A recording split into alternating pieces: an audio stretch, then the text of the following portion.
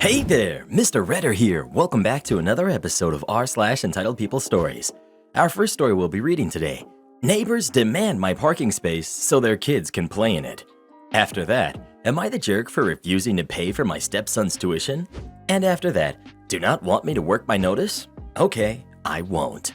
Now for every thumbs up this video gets, one Karen does not get to steal someone's parking spot. What would I need a parking spot for? I never leave this room.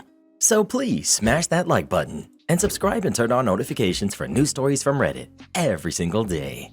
Neighbors demand my parking space so their kids can play in it. I, 27 female, am currently single. I purchased a nice big apartment in a quiet neighborhood a few years ago, and along with it, I also got 3 parking spaces, each for about $25,000.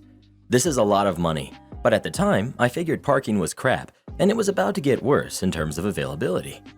That turned out to be true. I have 2 cars, and my ex used to have 1, so we used all 3 spaces. Recently, we broke up, and I started traveling a lot. I let my baby cousin use one of the cars, so I had 2 free parking spots. I offered them to my only neighbor, which I like. She's engaged but has no kids. I rented them both to her for $100, even though realistically, rent should be $700 to $800. I checked prices and they're going crazy. One space rents for $300 to $400. The rest of our neighbors were not a favorite choice of mine because honestly, they suck. One of my parking spaces is kind of small, and I have a big BMW which I parked in that spot one night. The next day, they had parked in such a way that I was unable to move without crashing into someone. When I asked them to move their cars and promised to just switch around parking spots so issues don't repeat, I got the answer. You are smart enough to leave your car there. You should be smart enough to get it out. Don't you have a million cars? Go drive somewhere else. I got them towed and they screamed at me, so that was fun. Suffice to say, we are not friends with the 4 families involved in this fiasco, which is why my lovely neighbor, Sky, that even defended me, got my parking spots. People noticed Sky's cars, and only a few days later, they made a building association meeting, something I haven't been invited to in a year, and sat me down and let me know that the parking situation is unfair. They said I have to put the parking spots up for the whole building and have a rent auction for who will pay the most. They said they feel I was being unfair as they had kids and Sky doesn't. I felt bad and talked it over with Sky. She agreed her and her fiance can manage with one of the bigger spaces, which barely fits 2 cars, the second blocking the first. Well, they weren't happy. Apparently, they all wanted this big parking space because it is in the shade and they can put slides and other contraptions for their kids to play in. I let them know this makes me uncomfortable as I will be back at some point and I do not want anyone to invest in anything. They called me selfish and a jerk. I got upset and told one of the moms who was on my case that kids are a choice and that does not make her special. She kept saying, "No wonder you are single. No wonder you don't have kids." She called me a rich, spoiled brat. No one except Sky speaks with me anymore. Should I just give them the parking spot they want? Am I the jerk? No way. You shouldn't even give them a chance to rent any of your spaces. They can't choose who you rent to. You own it, you get to decide. For all they know, you're not renting it. You just told your neighbor they could park there. Forget them. If they come at you with some BS, tell them to call your lawyer. OP. I'm trying to figure something out because at the end of the day, I gotta look at them every day and watch them sneer and scowl. I know parking spaces are mine, and ultimately the decision is up to me. I may be second guessing the fairness of it all and how I acted. I have told them off and have refused to talk about it anymore. I guess I just want a more grown-up solution. I don't even understand why they're fighting so hard for 2 spaces, which I will most likely reclaim in a month when I get homesick. Not the jerk. Do not listen to them. Get a lawyer. Have all communications regarding the spaces referred to your lawyer. Get business cards from him to hand out. Don't listen to people who don't care about you. Also, get cameras for your residence and enjoy your life. Am I the jerk for refusing to pay for my stepson's tuition? Some quick background knowledge. My mom passed when I was 8 years old, and upon her passing, my dad and I discovered she was much wealthier than we thought. She set up an education fund with enough money to put me through college and grad school and attend a private school. I attended a private school I had a partial scholarship to and then went to college on a full scholarship I worked insanely hard for. I went to grad school on no scholarship, so I dipped into a bit of the education money. However, after all of this, I still had quite a bit of money left over, so I planned to use it for any kids I had in the future. And now the present. My biological daughter, Anna, who's 17, female, has attended a private high school and recently got into a good college on a partial scholarship. She wants to go to medical school. Between the three of those, if she can get a partial scholarship to medical school, I would be able to help her out significantly, so she would be in very little debt. I realized how insanely privileged we are to have this opportunity, and both my daughter and I are super happy to have it. I have a stepson, Jake, who's 18, who is also going to college this fall. He didn't go to the same high school as Anna because he didn't get in, so he went to the local public high school. He's still an excellent athlete and student, and that landed him a partial scholarship at his top choice college. Obviously, I was super elated and super proud of both my kids. Here's where the issue comes in. My husband and I, who have been married for 3 years now, came up with a plan for parenting/financing and all that stuff. We plan to keep most of the money separate when it comes to kids. Obviously, we'd both contribute to buying them presents and stuff, but we left cars, college, etc. up to the other one, and it's worked out pretty well. Both Anna and Jake have cars that they paid half for, and we matched whatever they saved. I matched for Anna, and my husband matched for Jake. So for college, it was obviously decided my husband had Jake's stuff under control, and I'd be dealing with Anna's. However, my husband finds it very unfair that Anna will be in no debt and Jake will be in debt, since I'm covering Anna's college costs but not Jake's. My husband says it's unfair that Anna will have an easier life than Jake, and called both of us spoiled and entitled kids for not sharing the money. My mother-in-law also dropped by yesterday and told me I was being unfair and I should help Jake out, and that I clearly loved him less. I explained to both of them that this was the agreement my husband agreed to, and he only has a problem because Anna will end up doing better now. Mother-in-law and husband are both giving me and Anna the silent treatment. Am I the jerk? Edit. Jake's mother is out of the picture. She left years ago, and neither Jake nor my husband are in contact with her or know where she is, as far as I'm aware at least. Anna's father passed soon after she was born. Not the jerk. Each agreed to take care of your own kids. How is it suddenly unfair? Your hubby is the jerk, and if Granny wants to join in, tell her to crack open her purse and chip in since she's so insulted. OP, what a great suggestion. Definitely using that against my mother-in-law. You've only been married for 3 years. That money long predates him. You should ask him if he enjoyed growing up with a mother, then tell mother-in-law if she's so concerned about her kids' and grandkids' education, maybe she can go off and pass like your mother did. They need a reality check of how privileged they are, and that this money didn't just manifest itself out of nowhere. You suffered a major loss, and this is what's left. Your daughter will always be your daughter, but if things don't work out for you or your hubby, statistically speaking, Jake will no longer be your stepson, and you will never see the money again, and your daughter will be further in debt because of it. It might not sound like it, but I'm very sorry for the loss of your mother. Not the jerk.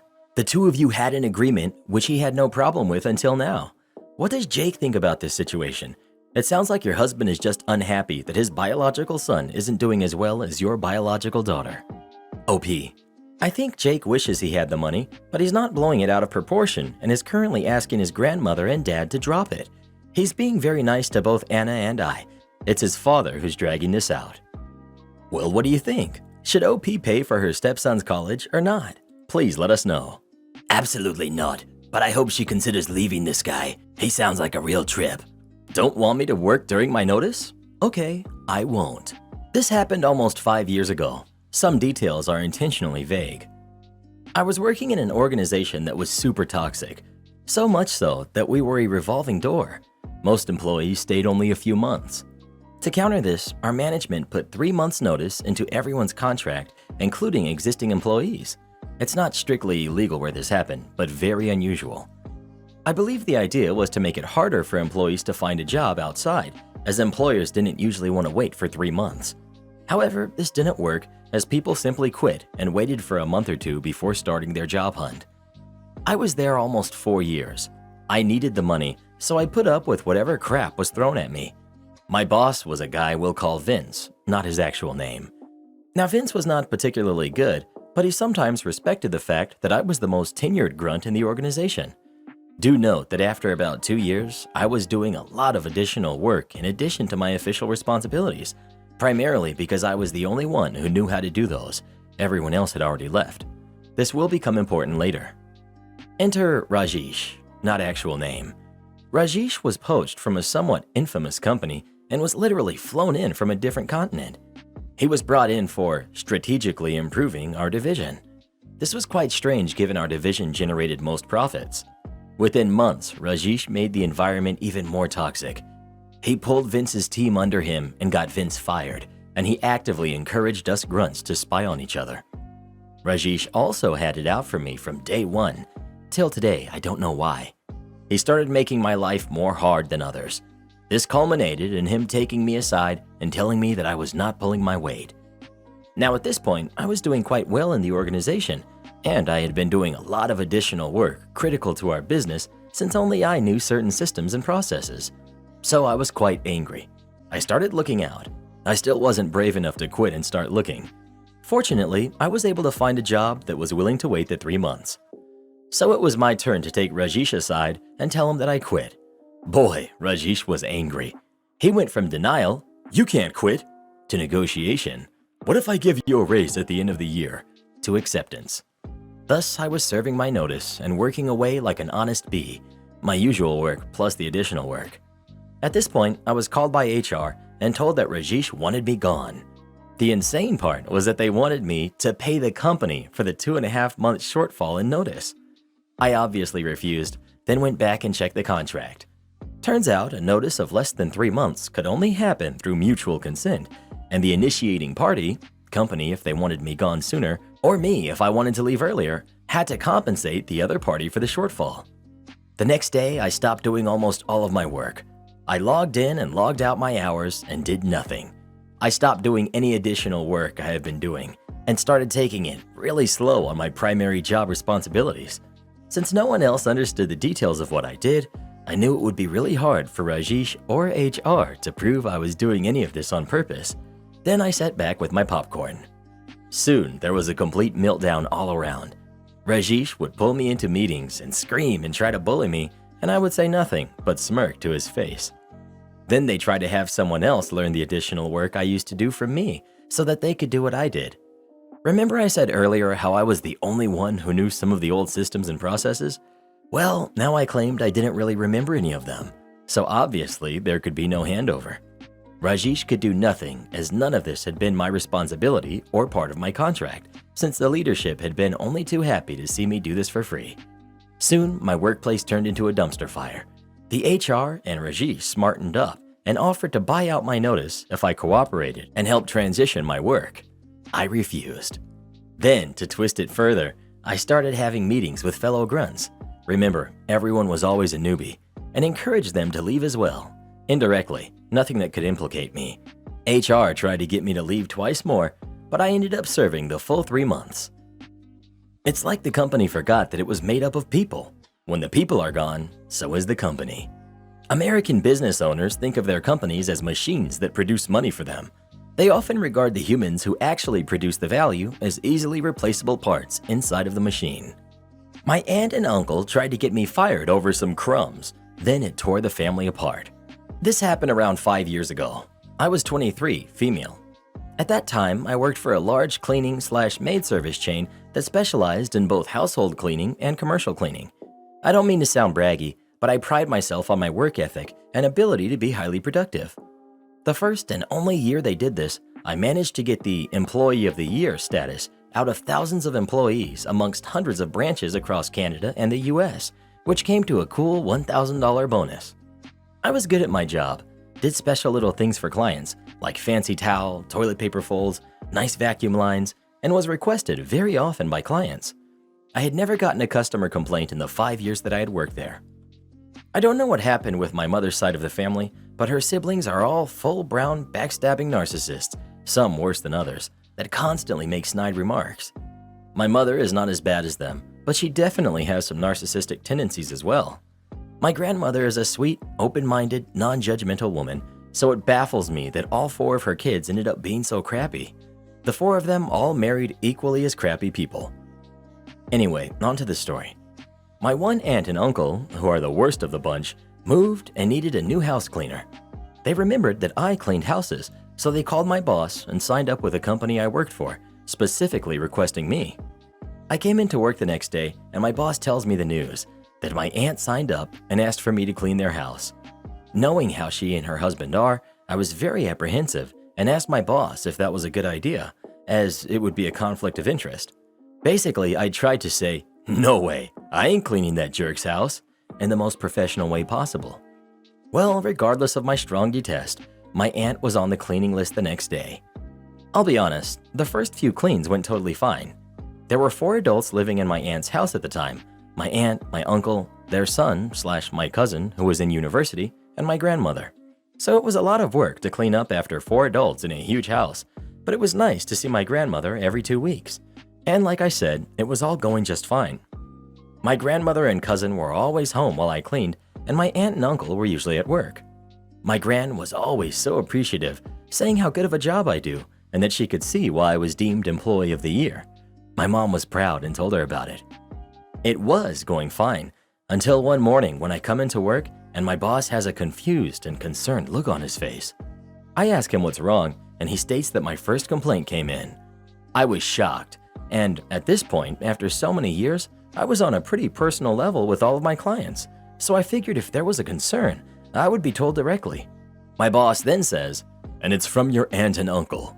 Shock turned into rage as my boss hands me over the printed out complaint email. I can't completely remember what it said, but I'll paraphrase as best as I can. I just remember it being extremely cold, and I was being referred to as your staff. I guess I was not worthy of a name.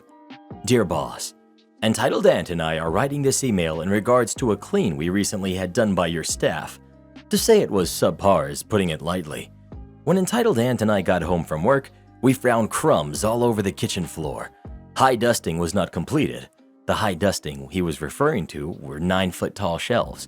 I'm not allowed to climb ladders due to liability reasons. Hallways were not vacuumed, and some other things seemed intentionally missed. We are very disappointed in your staff and think they should be reprimanded. The cleaning is just simply not good enough. We are only 98% satisfied, blah blah blah, so on and so forth. Regards, Entitled Uncle. I remember the email being about a page long, but that's basically the gist of it. My boss was shocked, I was shocked, and after explaining how my aunt and uncle are, he threw the complaint in the garbage. I told him I was not cleaning their house ever again, and he agreed this time. Hallelujah.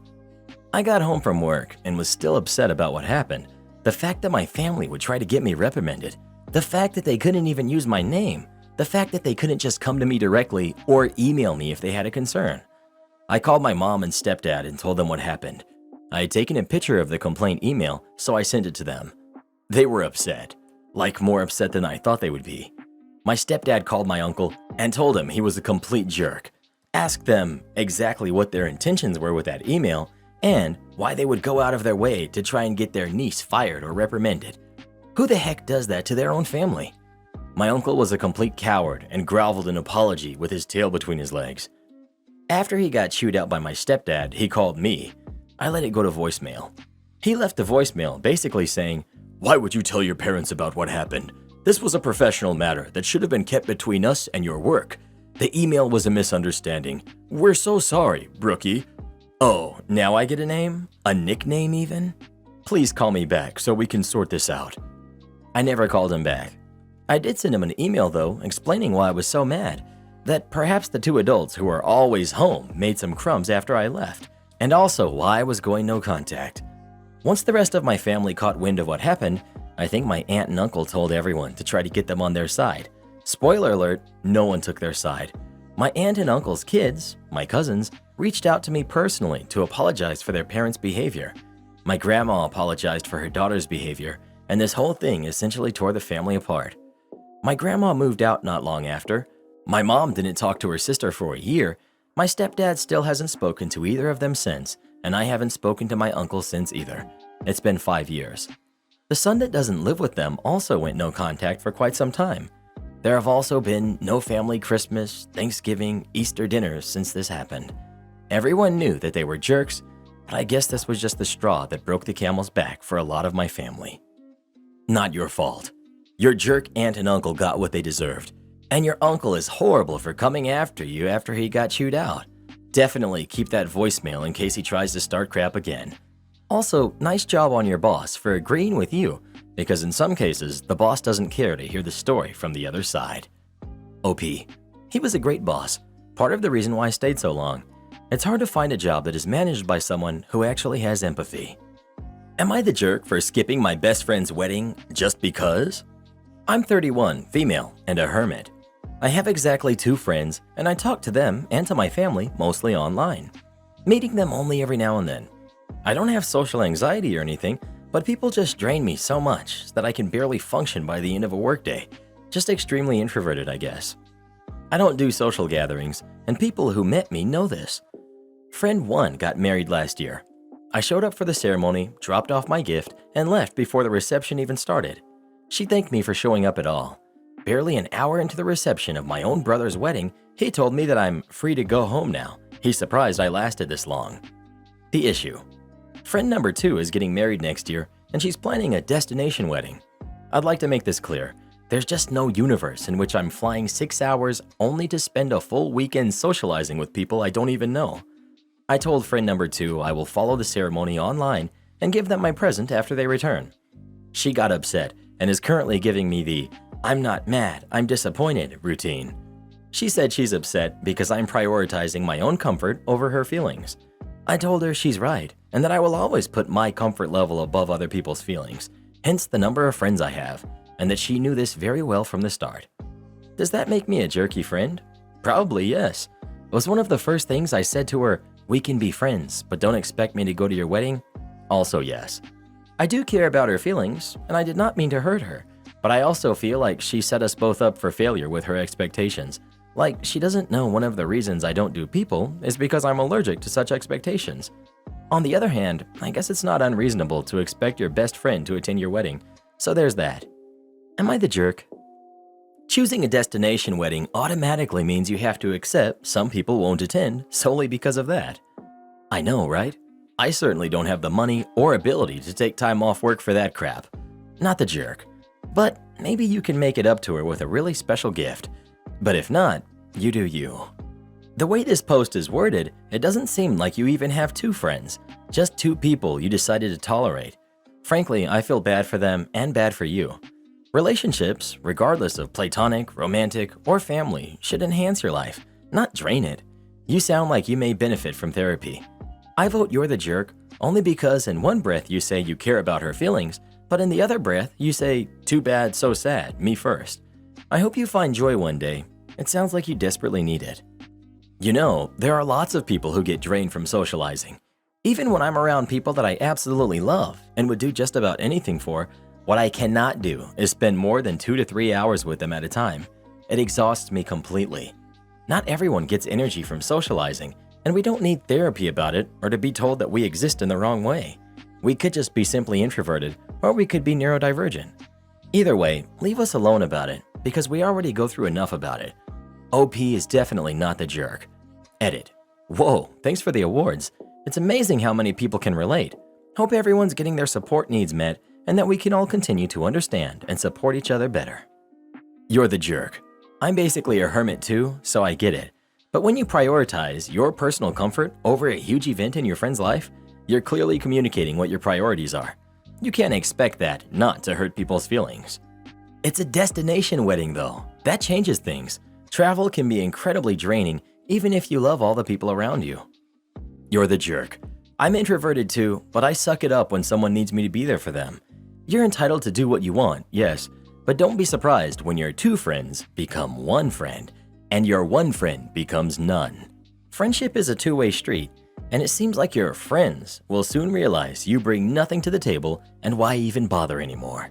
Well, who do you think is the jerk? OP or her friend? Please let us know. OP's not the jerk, her friend is. Don't at me, bruh. Am I the jerk for giving my aunt back all the Star Wars stuff she gifted me? So my aunt, for some reason, thinks she decides other people's interests for them. She just gifts them a bunch of stuff from it, even if they like something else. She's done it since I was a kid. Example, my mom barely even drinks Coke, but she has tons of Coke products. A clock, a shirt, a blanket, a bear, cups, etc. Lately, she's been getting my 15-year-old brother Minecraft stuff, which he doesn't play. I don't like Star Wars, never have. I tried watching a few of the movies, and they didn't interest me. Since I was 11 or 12, I'm 17 now, my aunt gives me something Star Wars related for my birthday or Christmas. I literally have a shelf in my closet I put the stuff on because I won't wear it, and I have no use for it. But every so often, she'll bring it up to my mom, so it's nice to have just in case. We've told her countless times that we appreciate the thought, but those are things that we're not interested in. She just brushes it off and says, "Those are popular," or "Everyone likes Star Wars." I've tried telling her not to buy me anything, but she still does. Well, yesterday she came over for dinner, and my mom said something about going shopping the next day. Then my aunt started with, "Well, he has a bunch of shirts I've given him over the years that I never see him in, so he definitely doesn't need shirts." I just sort of sat there. Then she looked at me and said, "Why don't you wear the stuff I give you?" I said, "Because it's in my room." She got up and barged into my room, uninvited, then said, "I don't see it." So I opened my closet. She said, "You have it hidden in your closet?" I was like, "Yeah, I don't like Star Wars, as I've told you a million times, so I stick it in the closet." She said, "You might not like Star Wars, but you should at least use it and appreciate the gift." I just stood there. She said, "Either start using it or give it back, and I'll just give it to someone that's not ungrateful." So I grabbed a box and put it in there and gave it to her. She said, "I can't believe you're being so inconsiderate and hurtful," and left. My mom said she can't believe I would do that. She said I should have just put one of the shirts on, or some of the stuff out on a shelf in my room, and then put it back when my aunt left. I'm just sick of my aunt acting like she can force us to like certain things. She asked for it back, so I gave it back. Am I the jerk? Not the jerk. Your mom is a jerk for backing up the aunt instead of backing you up and enforcing your boundaries. Not to say how much of a jerk your aunt is. Next time you receive a gift you don't like, sell it or refund it and buy yourself something that you like. I was so ready to call you the jerk, but then I got to the end and she literally said to give it back if you weren't going to wear it. What did she expect? Not the jerk. OP. She expected me to put it on. She's been doing this crap since I was a kid. When I was like 7 on my birthday, I was playing with my new toys. Every kid has a favorite gift they play with first. Well, I was playing with some car or something.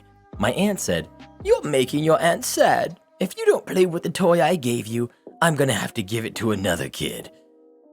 Am I the jerk for suing my ex after he destroyed my truck? I, 24 female, am suing my ex-boyfriend, 24 male, for destroying my pickup truck. I let my ex, at the time boyfriend, we'll call him Mark, and his friend, we'll call him Jason, who's 20, borrow my truck for an elk hunting trip in the Black Hills of South Dakota and Wyoming.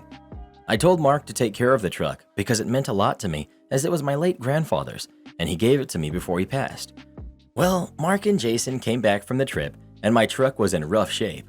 The passenger side had an enormous scratch on it. The passenger side CV shaft was dragging on the ground, barely seated in the axle tube.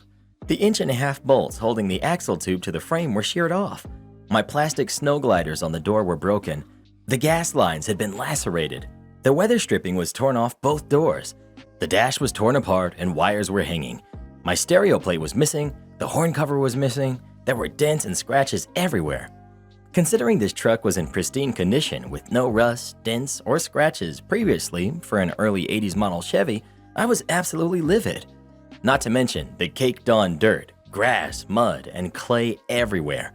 They didn't bother to wash it or even fill it with gas. It was bone dry. The damage to just fix the truck to make it drivable again cost me around $4,000 in parts. I needed a new front differential because all the fluid leaked out and wrecked the gears. The scratches and dents and cosmetic work are going to cost me a lot more. I also had to replace the gas lines, pump, and fuel tank because they ran it dry and burnt out the pump. At first, when I asked Mark and Jason what happened, they lied to me and said it was rough terrain and things like this happen. Parts get worn down and break. I knew this was BS as it was far from wear and tear damage. Well, Mark's brother, Dayton, 23, came in clutch with the actual story of what happened. Apparently, Mark was driving and Jason wanted to drive, in which I specifically said only Mark is allowed to drive. Jason grabbed the wheel, jumped a ditch, sideswiped a tree, and landed in a bush. I was furious with Mark as he lied to me, and I knew with him living paycheck to paycheck, he wouldn't be able to fix the truck. Shortly later, he broke up with me, and I was forced to move out of the townhouse that we were sharing. I'm sure this was to avoid paying me and or talking to me. So to pay for all the damages, I'm suing him. His family has come after me on social media stating I let him borrow the truck and I'm responsible for what happened to it, not him. I, of course, blocked all of them as I don't need their negativity. Not the jerk. Sue him for the damages.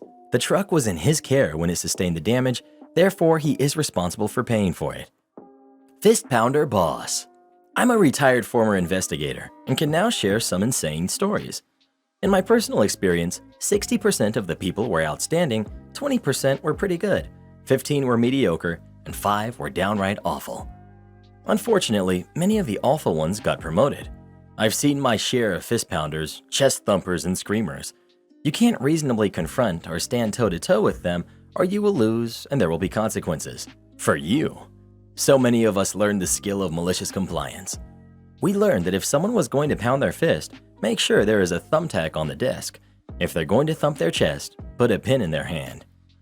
Years ago, I was in charge of a program, which meant that I had the mind-numbing administrative task of handling the budget and purchasing supplies, in addition to all the other duties.